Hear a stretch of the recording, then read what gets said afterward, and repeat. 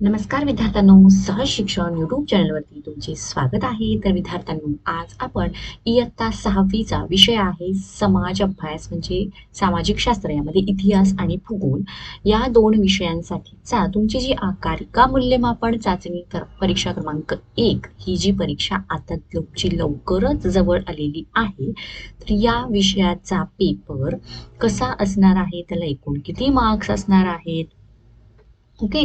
तर इतिहासामधले कोणत्या धड्यांवरती कोणते प्रश्न विचारलेले असणार आहेत, भूगोलमध्ये कुठल्या धड्यांवरती कोणते प्रश्न विचारलेले असणार आहे, हे सगळं अगदी डिटेलमध्ये आपण आजच्या या प्रश्नपत्रिकेमध्ये बघणार आहोत.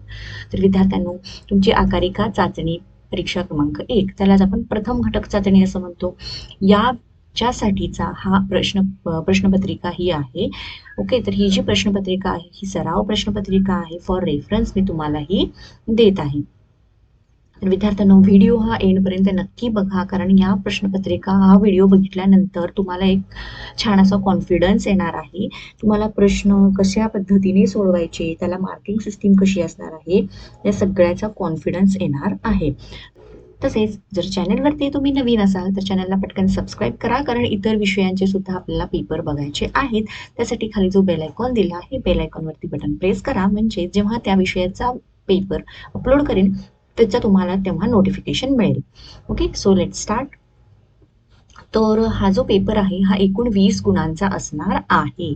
आणि आता यामध्ये बघा, प्रश्न पहिला आहे, कंसातील योग्य शब्द निवडून पुढील विधाने पूर्ण करा. आणि हा जो प्रश्न आहे हा एकूण 3 मार्कांसाठी आहे.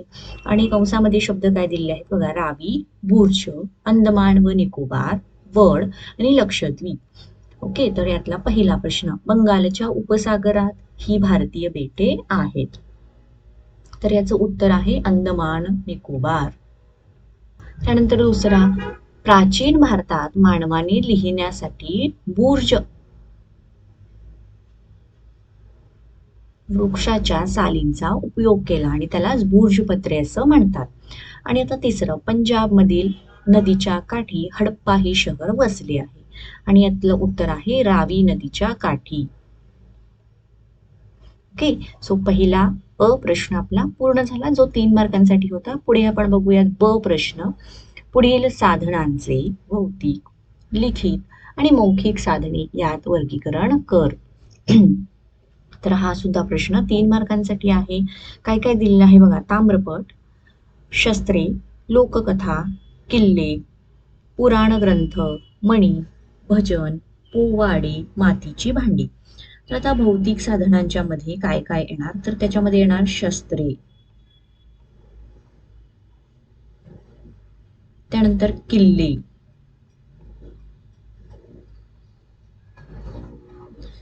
त्याच्यानंतर येणार मातीची भांडी. आता लिखित साधने म्हणजे लिखित स्वरूपात जे आहे ते, त्यामध्ये येणार ताम्रपट,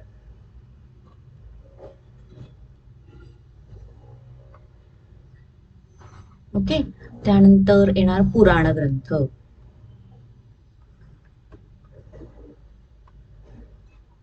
नेक्स्ट यामधलं नाही, ओके, हे 2 येणार. आणि याच्यामध्ये मणी हे सुद्धा येणार. ओके, मणी हे एक आपलं राहिलं इथलं. आता मौखिक साधने, मौखिक साधनेमध्ये येणार लोककथा,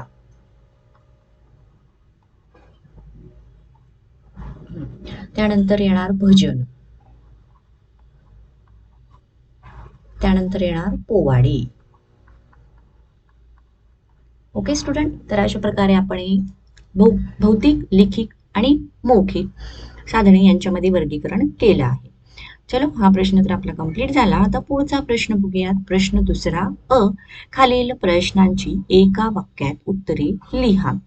तर 3 मार्कांसाठी आहेत. एकूण त्यांनी 4 प्रश्न विचारलेले आहेत, कोणतेही 3 लिहिण्यास सांगितलेली आहेत. तर पहिला प्रश्न आहे, इतिहास म्हणजे काय? आणि याचं उत्तर बघा, मी या ठिकाणी सांगते तुम्हाला. इतिहास म्हणजेच मानवी संस्कृतीमध्ये घडलेल्या सर्व प्रकारच्या भूतकालीन घटनांची सुसंगत मांडणी म्हणजेच इतिहास होय. त्यानंतरचा दुसरा प्रश्न, हडप्पा संस्कृतीतील लोक कोणती पिके घेत असत? तर हडप्पा संस्कृतीतील लोक विविध पिके घेत होती.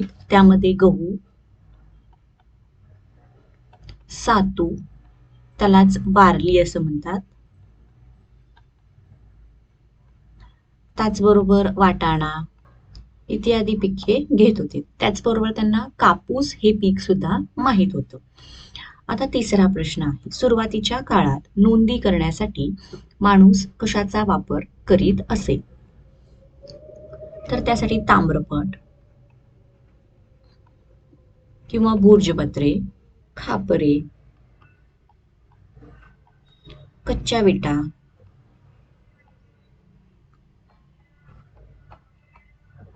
झाडांच्या साली याचा वापर करीत असे. आणि आता त्यानंतर चौथा प्रश्न, भारताच्या उत्तरेकडे कोणत्या पर्वतरांगा आहेत? तर भारताच्या उत्तरेकडे तुम्ही पूर्ण वाक्यामध्ये उत्तर लिहायचं आहे. मी तर फक्त डायरेक्ट उत्तर लिहितेय. भारताच्या उत्तरेकडे हिंदुकुश,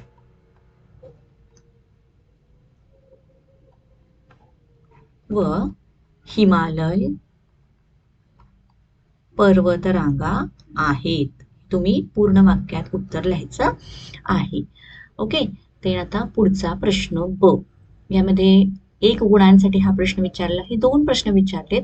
तुम्ही त्यातलं एक कुठलंही लिहू शकता. तर आपण दोन्हीची उत्तर बघू. खालील प्रश्नांची एका वाक्यात उत्तरे लिहा. तर हा समाजशास्त्र विषयी या विषयावरचा किंवा त्या भागावरचे हे 2 प्रश्न आहेत. पहिला, आपल्या मूलभूत गरजा कोणत्या आहेत? तर आपल्या मूलभूत गरजा आहेत अन्न, वस्त्र, निवारा, आरोग्य आणि शिक्षण या आपल्या मूलभूत गरजा आहेत. प्रश्न दुसरा आहे, भारतात कोणकोणत्या प्रकारची विविधता आहे? तर भारतामध्ये बघा प्रादेशिक विविधता आहे. तर असेच आपल्या देशामध्ये विविध वने आहेत, वाळवंटे आहेत, मैदाने आहेत, नद्या वेगवेगळ्या आहेत, वेगवेगळे पर्वत आहेत, पठारे आहेत. तसेच इतर बघायला गेले तर आपल्या देशामध्ये विविध जाती आहेत, विविध धर्म आहेत. ओके. तर ह्या भारतातील वेगवेगळ्या प्रकारची विविधता आहे. चालेल. चला, प्रश्न चौथा अ काय आहे? आता हे जे चौथा प्रश्नापासून पुढे प्रश्न सुरू होतात हे भूगोल या विषयावरचे सुरू होतात. खालील प्रश्नांच्या उत्तराच्या योग्य पर्यायाला गोल करा आणि हा आहे 2 मार्कांसाठी. पहिला, उत्तर गोलार्धात एकूण किती अक्षवृत्त आहेत?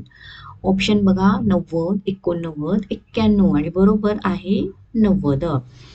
आता दुसरं, कोणते अक्षवृत्त पृथ्वीला 2 समान भागात विभागते? पर्याय दिलेले आहेत कर्कवृत्त, मकरवृत्त आणि वृषवृत्त. आणि तिसरा पर्याय जो आहे विषुववृत्त, हा अक्षवृत्त पृथ्वीला 2 समान भागामध्ये विभागते. आता चौथा प्रश्नातला ब प्रश्न, योग्य की अयोग्य ते लिहा आणि अयोग्य विधाने दुरुस्त करून लिहा. हा सुद्धा 3 मार्कांसाठी आहे. अक्षवृत्ते व रेखावृत्ते या काल्पनिक रेषा आहेत. तर हे जे विधान आहे हे अगदीच योग्य विधान आहे.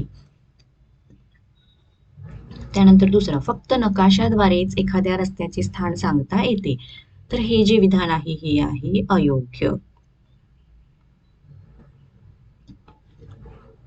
तर योग्य विधान काय असेल? नकाशाद्वारेच नव्हे तर भौगोलिक प्रादेशिक प्रणाली जी आहे, म्हणजे त्याला आपण GPS असं म्हणतो, तर त्याद्वारे सुद्धा एखाद्या रस्त्याचे स्थान सांगता येते. आणि आता तिसरा आहे, भारतातून कर्कवृत्त हे महत्वाचे वृत्त जाते. तर हे सुद्धा विधान योग्य आहे. ओके. सो आपण हा प्रश्न सुद्धा सोडवला. आता पुढचा प्रश्न आहे 5वा, खालील प्रश्नांची एका वाक्यात उत्तरे लिही. त्यासाठी 3 मार्क्स आहेत. त्यातला पहिला, पृथ्वीचा आस किती अंशांनी कललेला आहे?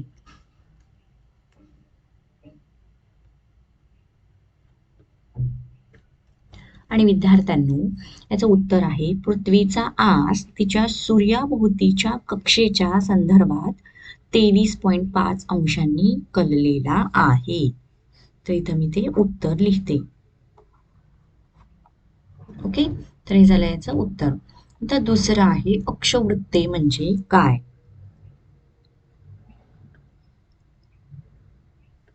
तर विद्यार्थ्यांनो, पृथ्वीवरील समान अक्षांश असणाऱ्या सर्व ठिकाणांना जोडणाऱ्या पूर्व पश्चिम काल्पनिक रेषेस अक्षवृत्त असे म्हणतात. चला आपण या ठिकाणी आता याचं उत्तर लिहूयात. ओके, तर बघा, पृथ्वीवरील समान अक्षांश असणाऱ्या सर्व ठिकाणांना जोडणाऱ्या पूर्व पश्चिम काल्पनिक रेषेस अक्षवृत्ते म्हणतात. देन तिसरा आहे, जगातील सर्वात लहान देश कोणता? आणि त्या देशाचं नाव आहे व्हॅटिकन सिटी. हा जगातील सर्वात लहान देश आहे. आणि हा जो देश आहे हा रोम आणि इटली येथे स्थित होली सी म्हणून प्रसिद्ध असलेला देश आहे. तर त्याचं नाव इथं मी लिहिते फक्त, व्हॅटिकन सिटी.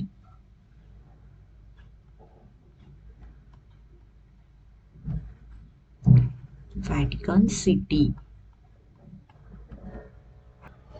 तर बघा विद्यार्थ्यांनो, आपण इयत्ता 6वीचा समाजशास्त्र यामधला इतिहास, नागरिकशास्त्र आणि भूगोल या तिन्ही विषयांमधला जो पेपर असणार आहे तुमचा 20 मार्कांचा, तो कशा प्रकारचा असणार आहे, कसे प्रश्न विचारले जाणार, हे सगळं डिटेलमध्ये या व्हिडिओमध्ये बघितलं आहे. तुम्हाला व्हिडिओ आवडला असेल तर व्हिडिओला पटकन लाईक करा, फ्रेंड्सना शेअर करा आणि अजूनही जर चॅनलला सबस्क्राईब केलं नसेल तर मात्र चॅनलला पटकन सबस्क्राईब करा. Thank you, bye bye.